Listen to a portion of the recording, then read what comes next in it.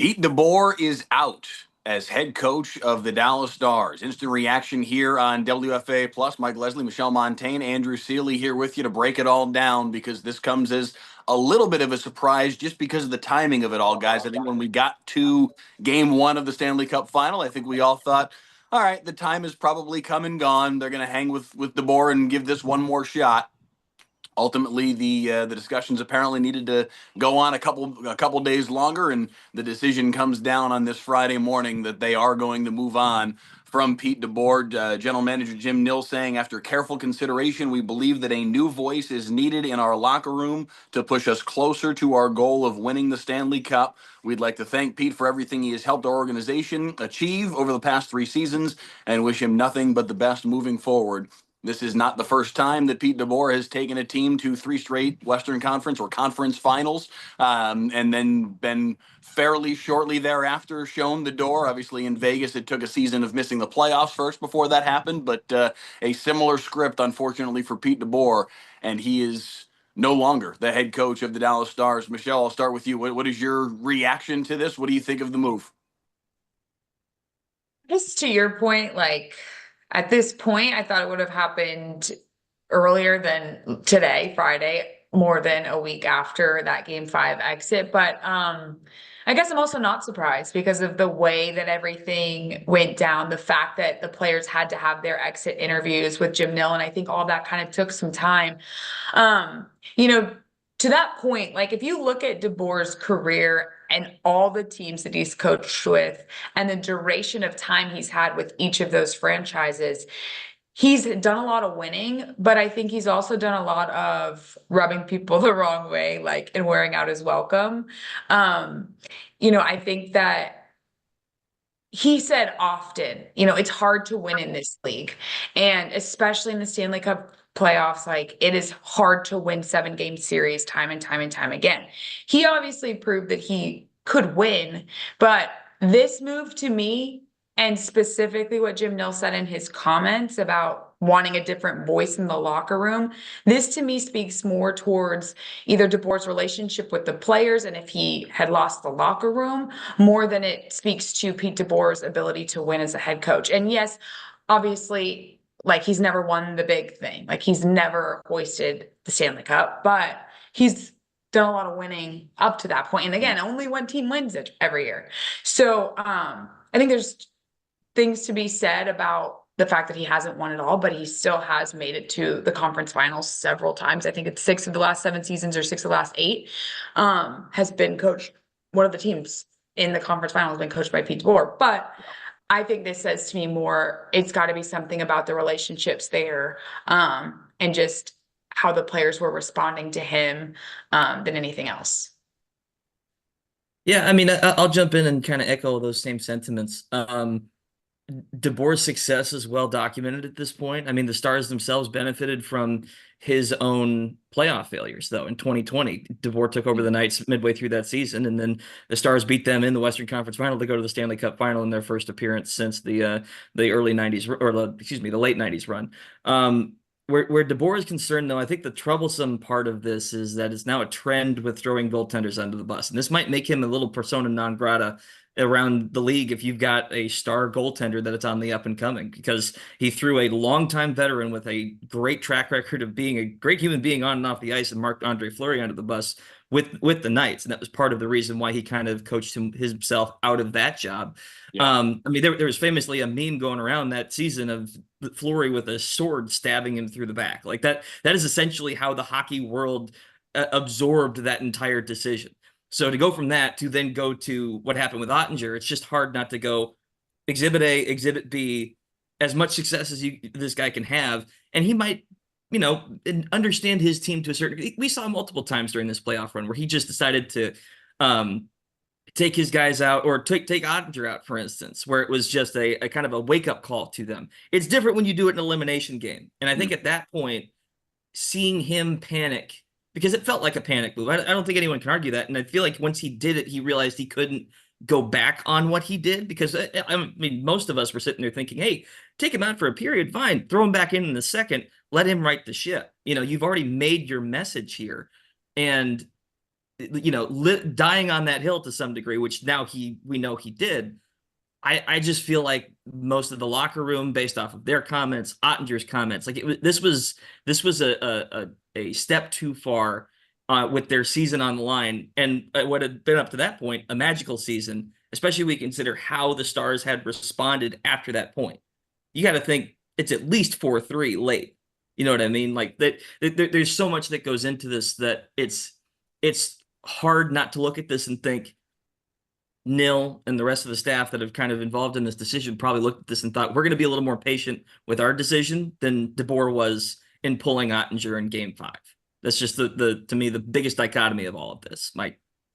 It's interesting because all through the playoff run, I noticed at various different points he was very willing, and at the time I looked at it as able to call out certain players that weren't performing up to their level. In the first round against the Avalanche, he was talking kind of just broad spectrum about, hey, all of our big guys have not scored. It's time. And it worked because it clicked that night. Like he said at the morning skate, and that night, I think that was the first game where Rantanen really came alive, and he wasn't alone in that. I want to say maybe it was Game 5 of the Avalanche series, maybe Game 4. Either way, it worked, and it worked immediately. And there were times during the playoff run where he was willing to call out Jason Robertson that, hey, you want to play more? Give us a reason to play you more. It's interesting now to look back over that playoff run and some of those comments and filter that through the lens of what is being suggested by some that maybe he was losing the locker room. And it makes you wonder, was he more willing to be critical because he felt like he wasn't being heard in the room, so I need to find another avenue to get my point across? Or in a worst case scenario, was it, well, what do I have to lose anyway? These guys aren't hearing me the same way that they were a year ago or 2 years ago. So this is probably not going in a good direction anyway. So it was kind of a last ditch effort to maybe get a point across. The handling of the Ottinger situation it's frustrating, I think, for Stars fans, because if you look back at that game, excuse me, as I'm out here in the backyard and the allergies are hitting me apparently. If you look back at that game, that's because somebody's going to clip that, and that's going to, anyway. Coming up on UDSS this week. You think you're talking to me? As you look back at Game 5 and the way that Dallas did turn the momentum of that game at least a little bit after he made the decision that he did, there you can look at that through two different lenses. You can certainly look at that and say, hey, see, it kind of worked, because they were down 3-0, and I know that the third goal came after he made the move, and that's probably the goal that was maybe most damaging to their ability to make a comeback. So that's where this really does cut both ways. But they did wake up. They did spring to life. They did play much better the back half of the first period and a lot of the second period, and made a comeback in that game and made that a 1-goal game at 2 different points. But at the same time, and I heard it was a discussion even within the broadcast of, your best chance to win this game, though, is with number 29 between the pipes. And there's at least one goal, that very first goal that made it 3-0, that you look at and go, man, that's a goal that probably shouldn't have been let in. The goal off Asa Lindell's skate, that's the puck luck that the Stars seemed to have kind of the whole playoff run. I don't know that there's a whole lot that Ottinger could have done differently than Casey DeSmith did in that scenario. But it's hard not to wonder if they did ride that out with Ottinger, would he have given them a better chance to win? But would they have woken up if he didn't make that nuclear move that made the whole team go, well, hold on a second, you just pulled him after we're the ones to blame? Like, those 2 goals weren't on him. Those were 2 grade A chances for Edmonton. It was a series worth of, I think, frustration for Ottinger that built up. And Andrew, you said it, I think it was on some level a panic move. Well, and I don't think that had he made the move and then said literally anything else post game, that it would have been as big of a deal.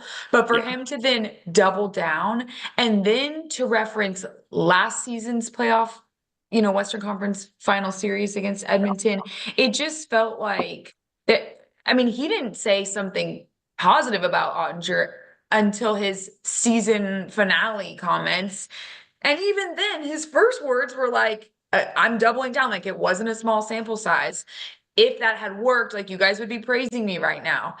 And then I think a couple questions later, he gets to the point of, hey, nobody's a bigger fan of Jake Ottinger than I am as a person or a goalie, blah, blah, blah. Yeah. But I just can't get past the fact, like, we, having covered all the professional teams in this market, you seldom hear a head coach make a decision that polarizing and then post game basically try to defend his decision by throwing the player under the bus.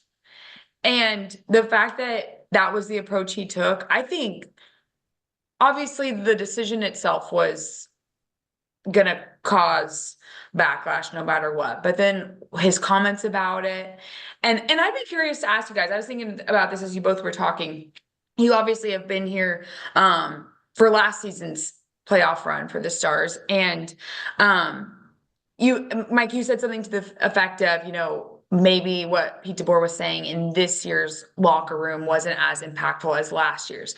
Do you guys feel like there was a big difference in results and I guess how they came about during this Western Conference final run against Edmonton versus last year?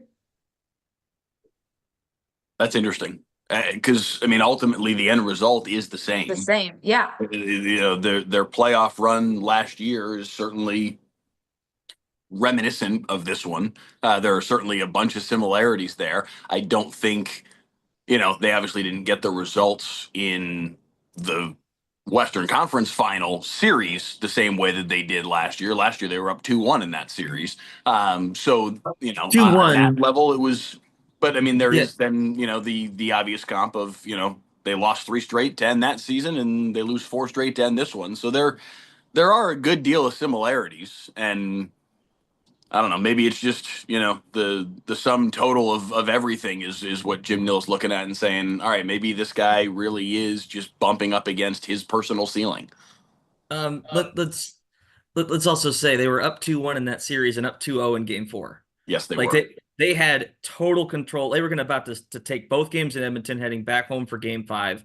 It looked, and then, granted, that's like the first 5 minutes of game 4. They jumped out on them. Yeah. So there was still lots of hockey left to be played. Yeah. I'm not saying Edmonton couldn't have mounted a comeback, but I do kind of remember the wheels falling off late in game 4, and it started with some breakaway goals. And granted, I am not putting on any of this at the feet of Ottinger, but it was kind of stark remembering game 4 and how that one transpired, and also thinking as to how the Avalanche started in game 5 this year. And at Avalanche, no pun intended, because they weren't in the Western Conference Finals, but still, but Matthias Janmark on a breakaway goal, like, I'm sorry, it's not one of their top end talent guys. It's literally a guy that was on Dallas' roster previously. Like that is a guy that you would expect someone of Ottinger's caliber to be able to stone. So on some level, I can understand where the frustration could probably boiled over. It's like, you're the best goaltender in the world. We just saw it last round,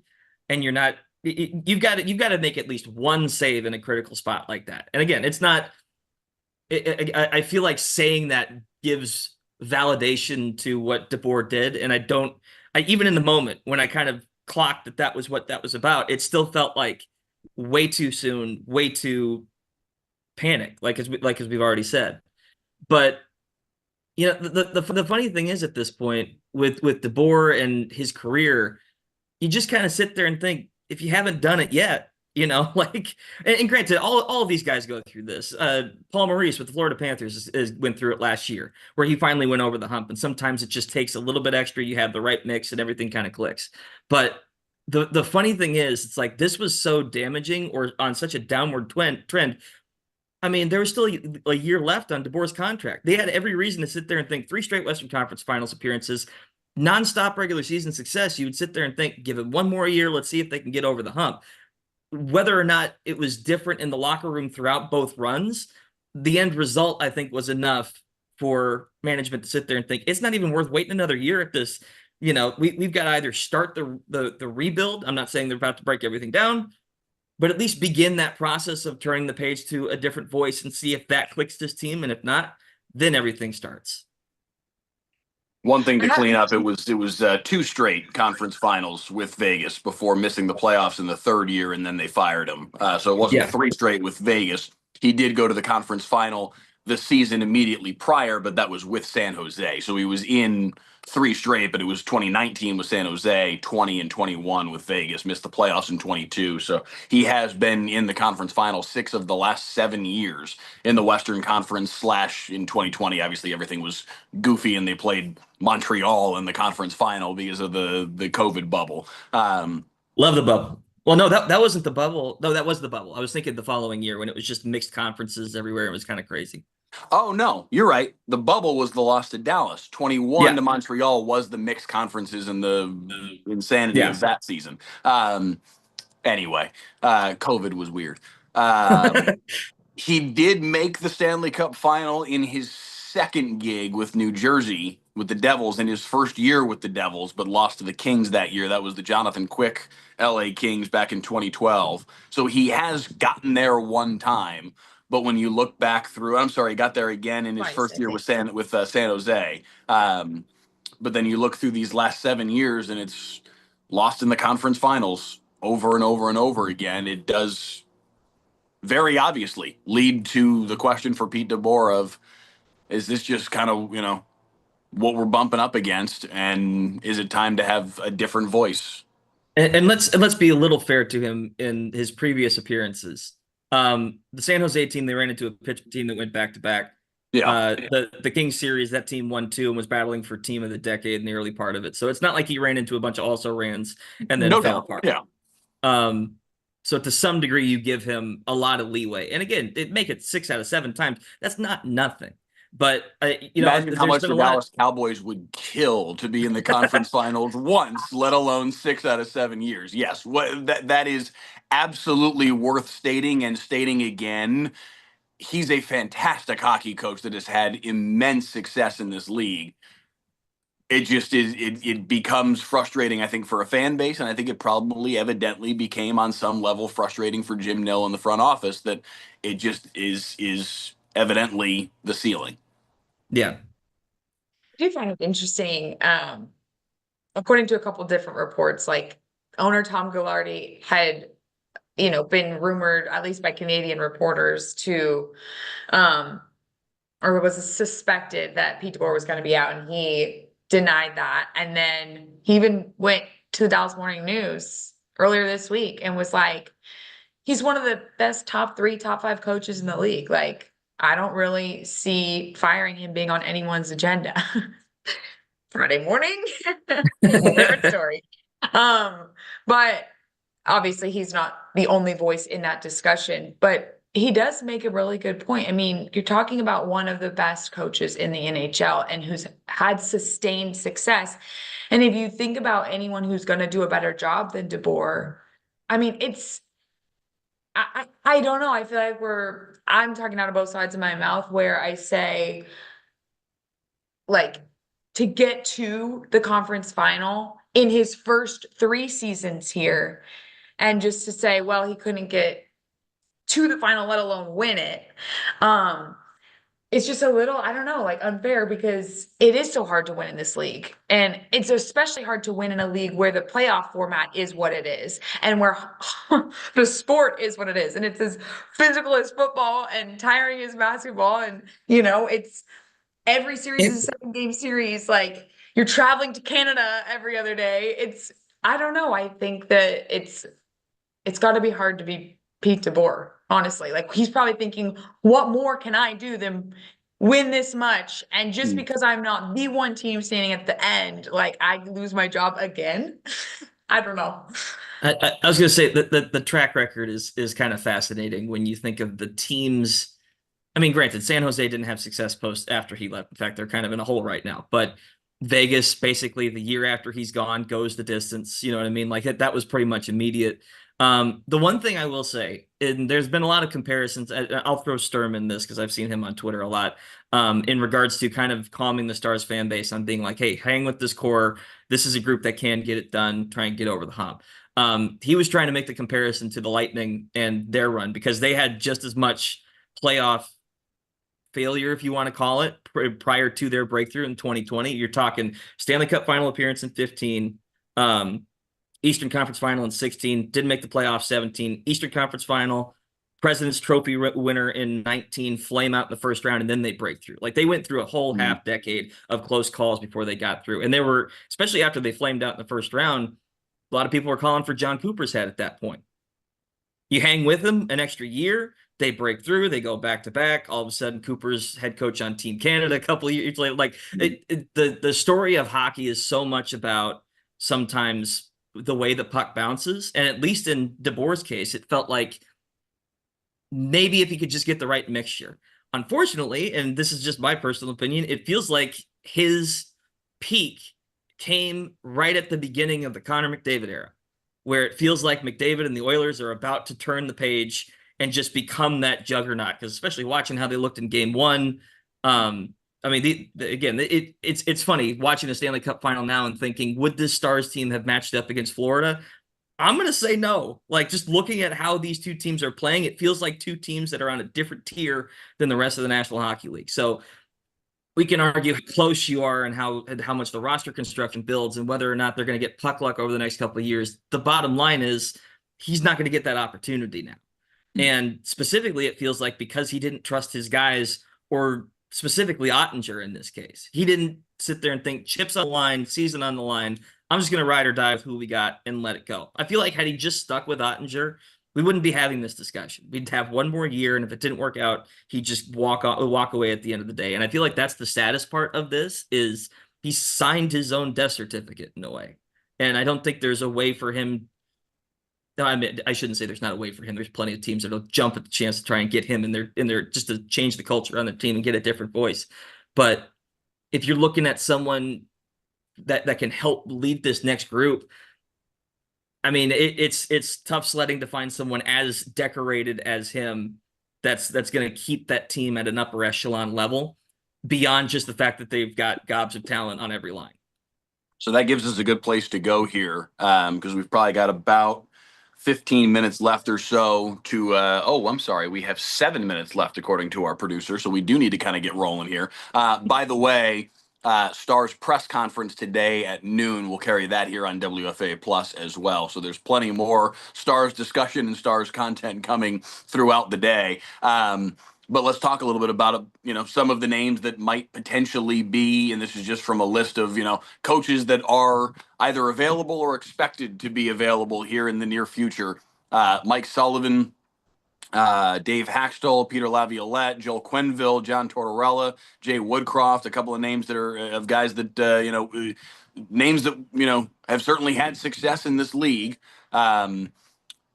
Some to the level of DeBoer, some not, some beyond the level of DeBoer. I don't know how realistic any of those options are. I don't know exactly what Jim Nill is going to be looking for necessarily. We saw a couple of years ago he went into the college ranks and hired Jim Montgomery, and if not for some off-the-ice issues, that could have been a brilliant hire, and at least for a period of time was a brilliant hire, and I think still one of the sharpest minds in the game, but just had some demons during his time in Dallas. So it'll be interesting to see what direction what direction Jim Nill goes with all of this. How do some of those names hit you guys? Any names in particular that you think are should be top of the list?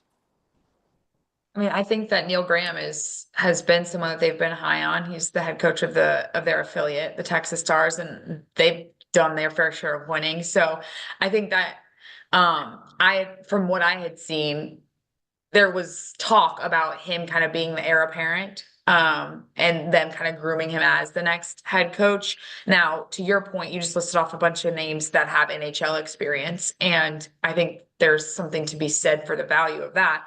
But that's just a name that as soon as I saw the tweet this morning, that was really probably the first name that popped into my head. Yeah, and I'll echo that. There have been plenty of success stories of guys that transitioned from the AHL to the NHL. Literally, John Cooper with Tampa Bay. They Yeah. took him from the Syracuse Crunch, bumped up, and basically have rode him since. Talking with some of the other guys, if you want Stanley Cup experience, Sullivan's I think is a great concept. Quenneville scares me just because of the tangential relationship to the whole Blackhawk scandal in the early part of the 2010s. That doesn't seem like a box you want to open for a team that's kind of on edge right now and could teeter either direction. Not saying he's not a good coach, just don't want to touch it. But with Sullivan, at least you could argue Stanley Cup final experience, someone that can come in and set the ship or reset the ship and know that you're going to get probably a good result year one. I think at Graham, he's going to have that relationship and he's going to know guys in the building, and that's going to work within the structure of it. The question will be whether or not you're looking more toward a long term or you're sitting there thinking, we need a guy to just come in, paper this over because we've got the team to win right now and we can do this. All right, so we'll finish it off with this. Right move or no?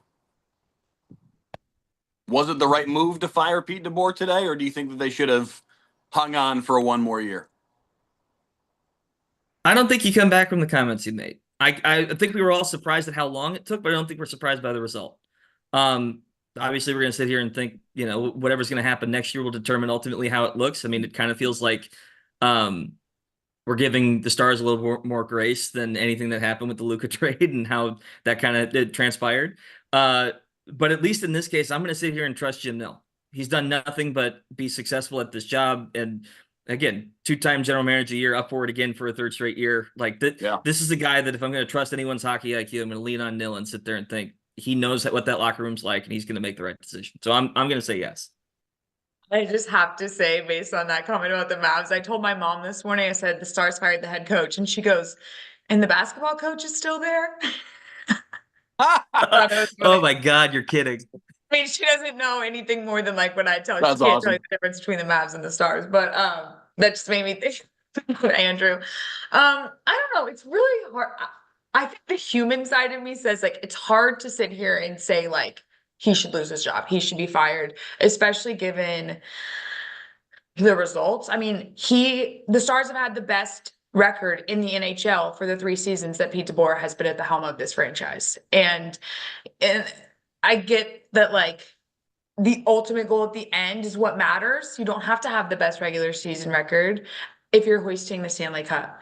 But to Andrew's point, I do think that you can't come back from those comments. Like I'm picturing Jake Ottinger for the months of June, July, and August, hearing those words pierce through his head on repeat. Like, how does he he is the cornerstone of this franchise. He signed an 8-year contract extension in October. They believe in Ottinger and what he can do for this franchise going forward. Pete DeBoer doesn't have that sort of, stability. So, or didn't, clearly doesn't. So yeah, I mean, I think I don't know. I would go down the like it's hard to say that he deserved to be fired, but at the same time, and this is what I started with in the beginning, I think this goes a little bit deeper into the roots of like maybe the relationships or how he was perceived by the players from more of a person slash respect standpoint. And so in that regard, if you feel like being Jim Nill, if you feel like that tie is severed, it's really hard to have anything else work and to find success with that.